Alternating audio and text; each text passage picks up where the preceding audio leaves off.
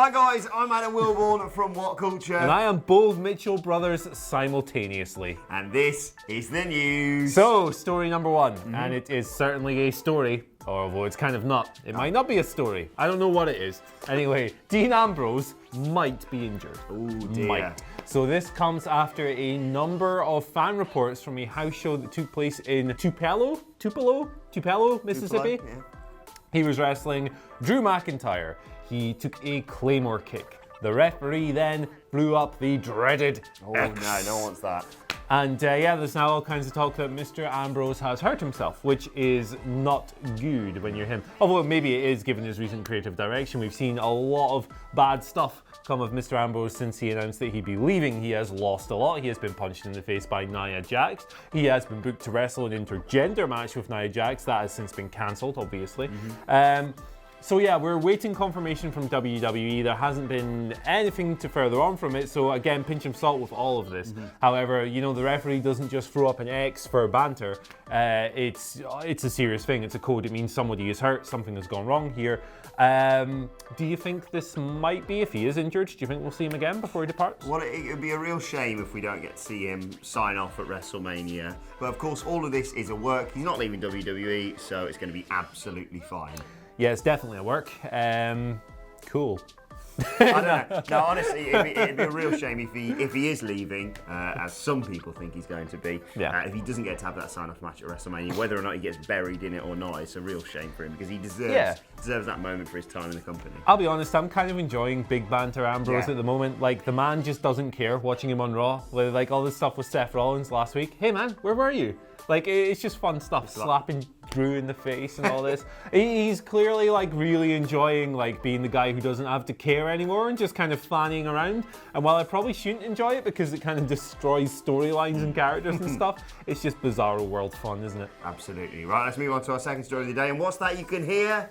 It's a dead man talking. Oh, yes. wow. Dead man talking Okay. has been, they've tried to trademark it ahead of Starrcast, looking like that might be what they're either calling the discussion with him at Starrcast, the Undertaker that is, or potentially a podcast going forward. Just gets more and more interesting. It really does. Like, the interesting thing about this, so Starrcast LLC, which is obviously the group that Conrad Thompson helms, filed for this trademark on February 14th, and the description does include pro wrestling activities, including podcasting.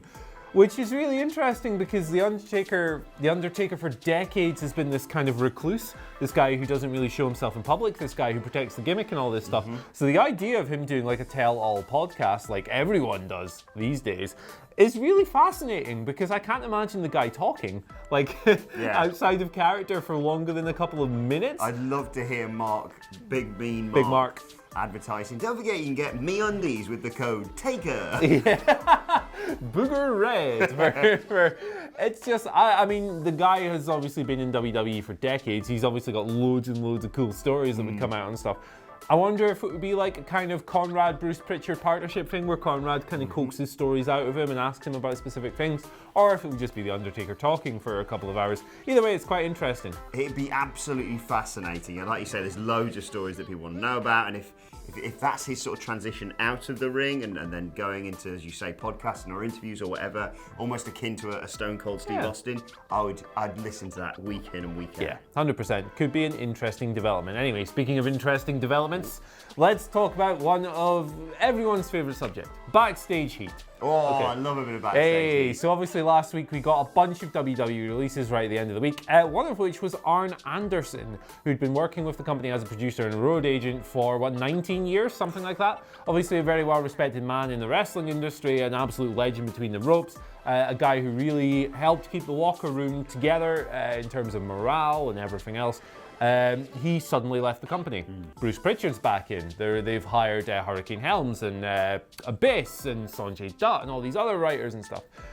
The reason behind Arn Anderson's departure, according to PW Insider, might be a series of arguments with the big man, Vince McMahon, the second best big man in pro wrestling, including one particularly spicy incident at the house show. Now, we don't have any specifics on this. Sorry, this is from Dave Meltzer. Of course. Not from PW Insider. Shagger Dave, the master of backstage heat. What do you reckon of all this? It seems like kind of a sudden thing for him and Vince to just fall out after 19 years. But then it's also, when I heard when Arn Anderson was leaving, like you say, after such a long tenure with the company, it would only be explained by something like this. Like, they don't just decide for a guy who's clearly committed his life to the company to suddenly get rid of them, unless you cross Vince. That would make sense, it would seem. Yeah, this is the thing. You don't mess with the boss, and Arn is obviously a man of his own creation. He's probably not going to back down to Vince McMahon in too many situations, and I guess it stung him. I don't think Arn Anderson's going to struggle to get work from here on out. No, I think he'd be a huge asset wherever he lands. Best spine buster in the business? Absolutely the best spine buster in the business. You watch it now, like even old stuff from the NWA in the 80s, that spine buster still pops. There's a great one from a live show, it must have been the last couple of years, where he does it on Dolph Ziggler. And it's Dolph Ziggler, he sells brilliantly, but it looks fantastic. But great news to see Bruce Pritchard back in the WWE. 100%. Really excited to see what comes of that.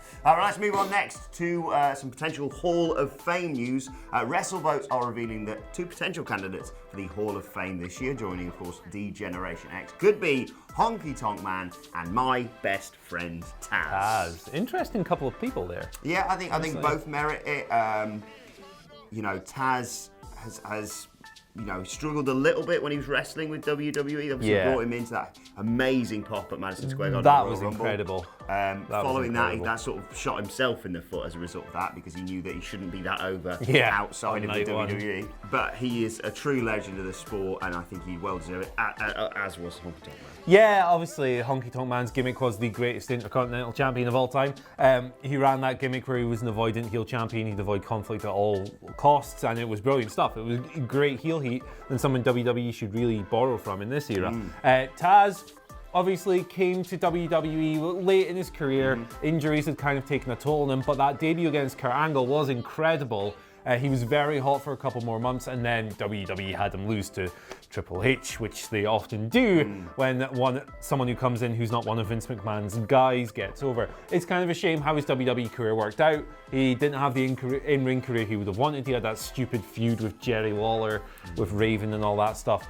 But then he transitioned into a career in commentary. Then obviously he moved over to TNA. He was with them for a number of years, and now he's in the podcasting realm. Obviously former ECW World Heavyweight Champion. He was awesome in ECW.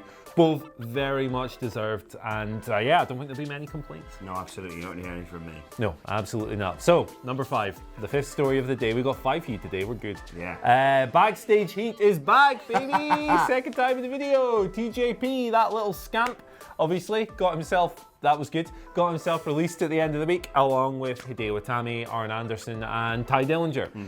So, apparently this was a disciplinary measure. Apparently, Mr. Perkins was a naughty little scamp backstage, not particularly well liked. Something that was particularly telling when he left was the complete lack of people wishing him well on social media. You know, with Ty Dillinger, all these people were like commenting in the days afterwards and stuff. Good luck, we love you, all this.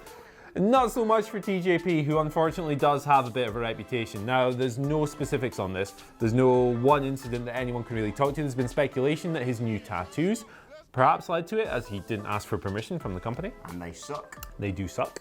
He's a guy with a really checkered history, particularly on social media. He's very outspoken to his detriment. He is probably the biggest Kobe Bryant fanboy in the universe. If you mention anything bad about the Black Mamba, he goes raging. He is also a men's rights activist, so I'm steering well clear of all this for the comment section. Yeah, I'm saying nothing. I mean, he's an idiot. He's a great wrestler. The Cruiserweight Classic moment was fantastic. WWE really misused him with that stupid gamer geek gimmick, but I mean, if the guy's a bell end, the guy's a bell end. Yeah, exactly. I think I saw on Twitter, I may have dreamt this, but I think it's might be right, that Will Ospreay has tweeted that he'd love to face him. That would be an absolutely phenomenal match. It would be banging. Again, as with almost all the people who've left WWE, they are not going to struggle for work. No. But that does make a lot of sense when it comes to the rest of them that were released were kind of obvious. Hideo Itami, obviously, we knew was coming. Ty Dillinger had been hinting at it for a while. But his was a bit of a shock, and the lack of future endeavours and stuff like that would go to explain it. It's telling, and also bear in mind that this is a guy who tweeted a couple of months ago saying something to the effect of, maybe I'm going to wrestle how I like now, maybe I'm going to ignore what the company tell me, which was a weird move. Either way, he's a great wrestler, and I hope he gets his act together. Indeed.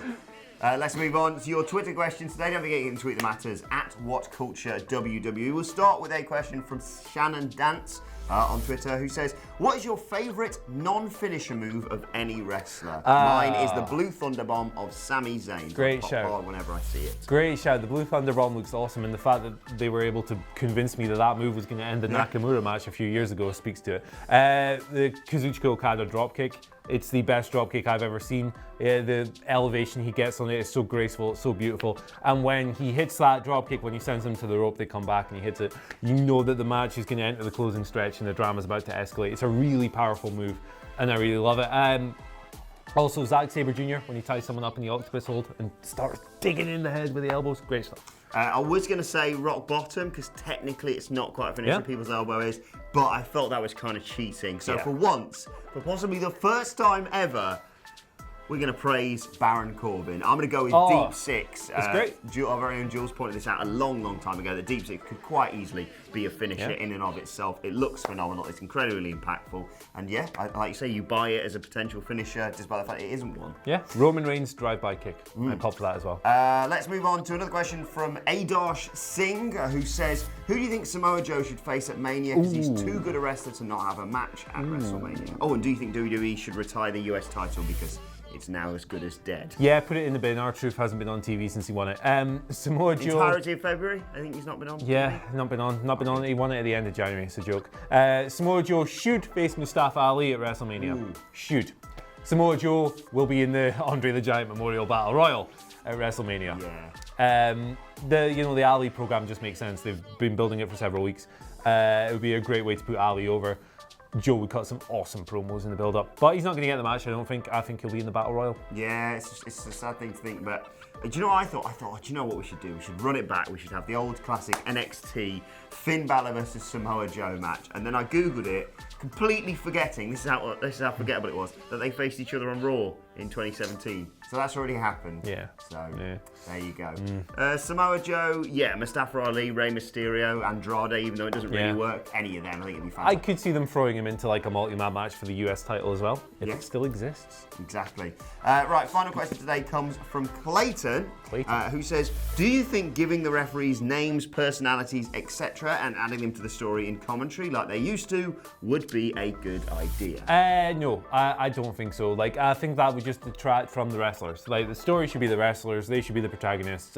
It's cool every now and then if you want to build something around a referee, maybe like once a year, like they used to do quite a lot of stuff with Earl Hebner around Triple H and The Rock and all that stuff. And that time Tim White kept killing himself. Yeah, that was certainly a thing. But like, I think that perhaps maybe they should be less wet blankety, the referees, but I don't think they should have storylines of their own. I kind of like the idea of Drake Wirtz, however you say it. The most tanned referee in the world. Yeah, like given his background as like a hardcore deathmatch wrestler when he was Drake younger, I like the idea of him just being this like take no crap referee who like when someone gets in his face, he just batters them. Or if someone, normally they get hit by anything and they're down for 5 minutes, just completely no-sell something like a Claymore or something. Yeah. Fine.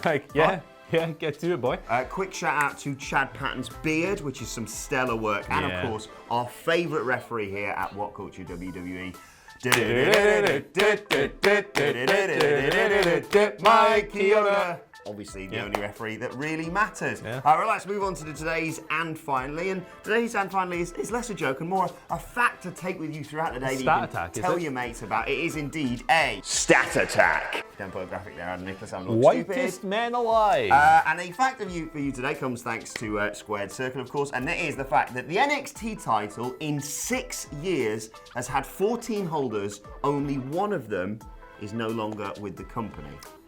Wow. But in comparison, the Cruiserweight Championship in just 2 years has had 9 holders, 4 of which are no longer with the company. So that's quite telling, that, isn't it? Yeah. And the one NXT champion who's no longer with the company, Neville, obviously they tried to keep him locked down for a long time as well. So wow, that's quite the stat. Indeed. Remember when Bo Dallas was NXT champion? I do. Remember when... we still both believe. Yeah. Remember when the first ever NXT title match was Seth Rollins versus Jinder Mahal. Wow. Good God. Let us know your thoughts on that and all of today's news stories in the comment section below. And we talked about a podcast earlier. Well, screw the Undertaker's podcast. We do a far better one. Just search for WhatCulture Wrestling on either iTunes or Spotify for daily wrestling podcasts. And we've got big interviews coming up with the likes of DDP and Mick Foley. My thanks to Andy Murray. Thank you for watching, and we will see you soon. Screw the Undertaker.